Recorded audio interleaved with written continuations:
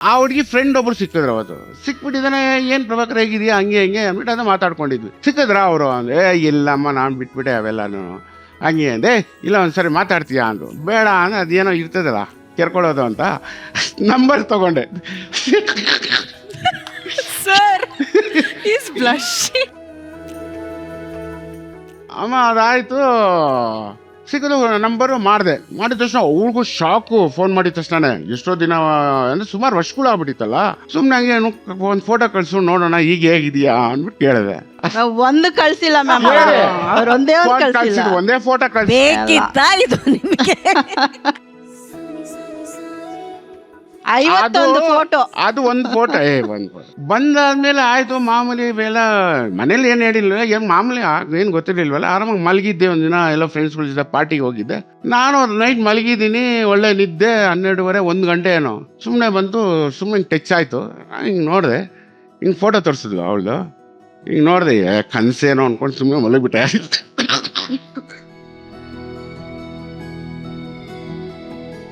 ತಿರ್ಗಾ 2ನೇ ಸಾರಿ ಬಂತು. ಎಲ್ಲೋ ಹೆಂಗೆ ಇದು ಏನು ಅಂದ್ಕೊಂಡು ಅನ್ನೋಷ್ಟರಲ್ಲಿ ಬಂದ್ಬಿಟ್ಲು.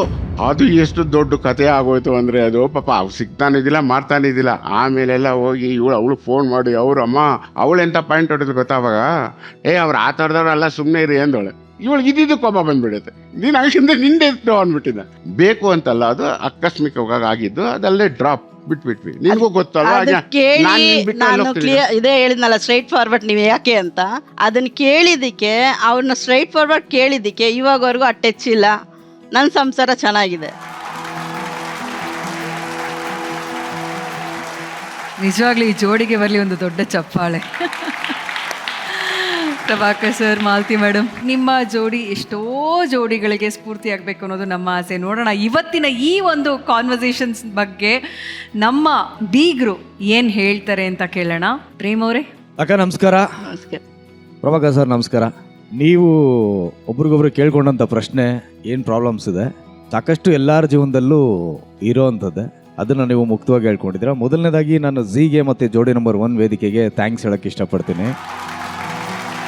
ಇಲ್ಲೊಂದು ಈ ಸ್ಟೇಜ್ ಮೇಲೆ ಒಂದು ಯಜ್ಞ ನಡೀತಾ ಇದೆ. ಆ ಯಜ್ಞದಲ್ಲಿ ನಿಮ್ಮ ಕೋಪ, ನಿಮ್ಮ ಹತಾಶೆ, ಸಿಟ್ಟು, ಈಗೋ ಇದೆಲ್ಲ ಏನಿದೆ ಎಲ್ಲವನ್ನು ಹಾಕಿ ಸುಟ್ಟು ಭಸ್ಮ ಮಾಡಿ ಇಲ್ಲಿಂದ ಹೋಗ್ಬೇಕಾದ್ರೆ ಪ್ರಶಾಂತವಾಗಿ ಹೊಸ ಪ್ರೀತಿಯೊಂದಿಗೆ ಹೋಗುವಂಥ ಒಂದು ವಾತಾವರಣವನ್ನು ಕ್ರಿಯೇಟ್ ಮಾಡಿಕೊಟ್ಟಿದ್ದಾರೆ. ಸರ್, ಇಲ್ಲಿ ಒಂದು ಏನು ಹೇಳಕ್ಕೆ ಇಷ್ಟಪಡ್ತೀನಿ ಅಂದರೆ, ನಿಮ್ಮ ಪ್ರಾಬ್ಲಮ್ಮು ಏನು ಹೇಳ್ಕೊಂಡಿದ್ದೀರಾ ಇದು ಸರಿ ಇದು ತಪ್ಪು ಅಂತ ನಾನು ಜಡ್ಜ್ ಮಾಡೋದಕ್ಕೆ ಹೋಗಲ್ಲ ಸರ್. ಆದರೆ ಎಲ್ಲ ಪ್ರೇಮಿಗಳಿಗೂ ಎಲ್ಲ ಗಂಡ ಹೆಂಡತಿರಿಗೂ ಹೇಳೋದೇನು ಅಂದರೆ, ನಿಮ್ಮನ್ನ ಒಂದು ಮಾದರಿಯಾಗಿ ತಗೊಂಡು ಏನು 30 ವರ್ಷ ನೀವು ಬದುಕಿದ್ದೀರಾ, ನೀವಷ್ಟೇ ಬದುಕಿಲ್ಲ, ನಿಮ್ಮ ಪ್ರೀತಿನೂ ಬದುಕಿಸ್ಕೊಂಡಿದ್ದೀರಾ. ಹಾಗಾಗಿ ನಿಮ್ಮ 30 ವರ್ಷದ ಈ ಬಾಂಧವ್ಯ ಏನಿದೆ ಎಲ್ರಿಗೂ ಸಹ ಒಂದು ಉದಾಹರಣೆಯಾಗಿ ನಿಂತಿದೆ ಅಂತ ಹೇಳೋದಕ್ಕೆ ಇಷ್ಟಪಡ್ತೇನೆ. Thank you so much. Malvika madam. ಮಾಲ್ತಿಯವ್ರೆ, ಈಗಲೂ ಕಾಲ ಮಿಂಚಿಲ್ಲ. ಲಾ ಓದಿದ್ರೆ ಒಳ್ಳೆ ಲಾಯರ್ ಆಗ್ತೀರ. ನಾನು ಒಂದು ಕ್ಷಣ ಅವರ ಅನ್ಸಕ್ ಶುರುವಾಗೋಯ್ತು ನನಗೆ. ಅವ್ರು ಮಾತಾಡ್ತಾ ಇದ್ದಾಗ ನಂದೇ ನಕ್ಷತ್ರ ರಾಶಿ ಇರ್ಬೇಕಾ ನಿಮ್ದು ಅಂದ್ರೆ ಎಷ್ಟು ಸಮರ್ಥವಾಗಿ ಮಾತಾಡ್ತೀರಾ ಅಂತ. ಮತ್ತು ಅದೆಷ್ಟು ನೇರ ನುಡಿ ನಿಮ್ದು. ತುಂಬಾ ಖುಷಿ ಆಯ್ತು, ನನ್ನನ್ನೇ ನೋಡ್ಕೊಂಡ್ ಹಂಗಾಯ್ತು. ನೀವಿಬ್ರು ಮಾತಾಡ್ತಾ ನಾವು ನಮ್ಮ ಲೋಕಕ್ಕೆ ಹೊಟ್ಟೋಗ್ತೀವಿ, ನಮ್ಮ ಕಷ್ಟಗಳಿಗೆ ಹೊಟ್ಟೋಗ್ತೀವಿ. ಈ ತರ ಫೋಟೋ ಸಿಕ್ಕಿಬಿದ್ದಾಗಿ. Thank you judges, thank you Shwetu. ಇಷ್ಟೊತ್ತರೆಗೂ ವಾದ ವಿವಾದಗಳನ್ನ ಗಮನಿಸಿ ಕೂಲಂಕುಷವಾಗಿ ನಾನು ಪರಿಶೀಲನೆ ಮಾಡಿ ಊರಿನ ಮುಖಂಡನಾಗಿ ನಾನು ನಿಮ್ಗೆ ಒಂದೇ ಒಂದು ಉಪದೇಶ ಕೊಡ್ತೀನಿ. ಎಲ್ಲ ನೀವು ಕೇಳಿಸ್ಕೊಳ್ಳಿ, ಆಯ್ತಾ? ಎಲ್ಲ ಕೇಳಿಸ್ಕೊಳ್ಳಿ. ಜೀವನ ಅನ್ನೋದು ಒಂದು ಎತ್ತಿನ ಗಾಡಿ ಇದ್ದಂಗೆ. ಗಂಡ ಹೆಂಡತಿ 2 ಎತ್ತುಗಳಿದ್ದಂಗೆ. 2 ಸರಿಸಮಾನವಾಗಿ ನಡ್ಕೊಂಡು ಹೋಗ್ತಾ ಇದ್ರೆ ಆಗ್ಲೇ ಸಂಸಾರ ಅನ್ನೋದು ಸರಾಗವಾಗಿ ನಡೆಯೋದು. ಚೆನ್ನಾಗಿತ್ತ? ಇಷ್ಟು ಚೆನ್ನಾಗಿ ಯಾರು ಹೇಳಿದಿಲ್ಲ. ಅಷ್ಟೇನಾ? ಅಷ್ಟೇ ಶ್ವೇತು. ಎಷ್ಟು ಬೇಕು ಅಷ್ಟೇ ಶ್ವೇತು. ಎಷ್ಟು ಬೇಕು ಅಷ್ಟೇ ಮಾತಾಡೋದು ನಾನು. ಅವ್ರು ಎಷ್ಟು ಹೇಳ್ತಾರೋ ಅಷ್ಟೇ ಹೇಳೋದು, ಒಂದು ಮಾತು ಎಕ್ಸ್ಟ್ರಾ ಬರಲ್ಲ. Anyways, Prabhakar sir, Malathi madam, ಇವತ್ತಿಗೆ ಐ ಥಿಂಕ್ ನಿಮ್ಮ ಬದುಕಲ್ಲಿದ್ದಂಥ ಒಂದಷ್ಟು ಕ್ವೆಶ್ಚನ್ಗಳೆಲ್ಲ ಅಳಿಸೋಯ್ತು. ಇನ್ನೇನಿದ್ರು ಬರೀ ಖುಷಿ ಮಾತ್ರ ನಿಮ್ಮ ಜೊತೆಲಿರಲಿ ಅಂತ ನಾವೆಲ್ಲರೂ ಹಾರೈಸ್ತೀವಿ. Thank you so much. Thank you so much. Let's welcome ನಮ್ಮ ರೊಮ್ಯಾಂಟಿಕ್ ಜೋಡಿ ಸುಹಾಸ್ ಹಾಗೂ ಅವರ ಶ್ರೀಮತಿ ನಯನ.